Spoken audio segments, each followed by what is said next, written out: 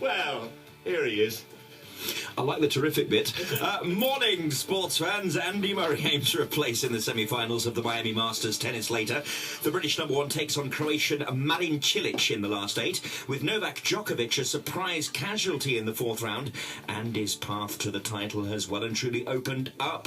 And there's a big prize at the end of it. If he claims this trophy, he'll climb to number 2 in the world. Now, Bank Holiday Monday's FA Cup quarter-final replay between Chelsea and Manchester United is the footballing highlight of the Easter weekend, but it might be one of those rare occasions where Sir Alex Ferguson's mind isn't fully focused on the job in hand. And why not, you might ask? Well, Sir Fergie owns 2 of the runners taking part in next Saturday's Grand National. They are Harry the Viking and What a Friend.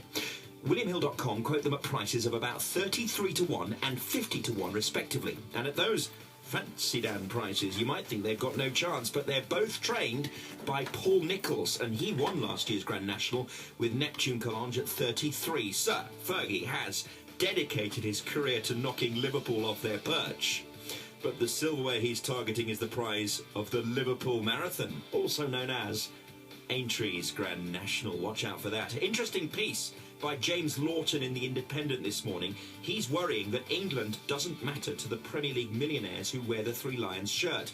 Now, if you are a player with a top club in March or April at the business end of the season, you've got cups and European titles to chase, even perhaps the Premier League one as well, probably on 150 grand a week. And in the midst of all that intensity, Roy Hodgson picks you for a trip to Rimini to play San Marino's grocers, candlestick makers and whatnot. You wouldn't want to know, would you? The players are so rich, they donate their fees to charity. Now, that's a nice touch, but it does show where the focus is. It's at club level, at Liverpool, Manchester United, Arsenal, et al. We already saw how Rio, match fit and in form and needed by England, stood down because United wanted him to prepare his body for club games. Worrying times indeed. Everyone in Fleet Street and beyond is concerned. I am, as a passionate England fan too. For Smooth Radio Sport, I'm Jonny Gould. And if you want more reading on that, do read James Lawton's article. Johnny said this to me earlier on today. In The Independent, it's on the inside of the back page. 2 questions for you. In a moment, I'll ask you who's going to win the boat race. But if you're a fan of Football League, it's a day of moving and shaking, Johnny. Indeed it is, Simon. Football League clubs are in the last chance saloon for getting new players today. Ding!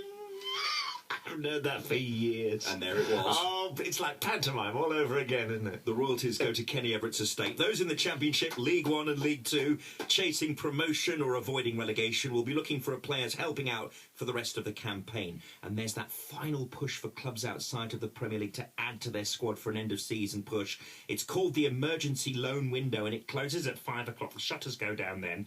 The reward for earning promotion to the Premier League, Simon, is game-changing for those who win this year. TV revenue goes up a huge 70% from next season. Just when we thought the money bubble would burst, the cash in football just gets bigger and bigger. That's why the moves today are so worth watching. It's why in the Championship, the race for 6th place, because that's what it is so interesting, even for clubs down in 12th or 13th place now. You can go on a little run of form, you can get 6th place, and what do you know, you might be in the Premier League next season.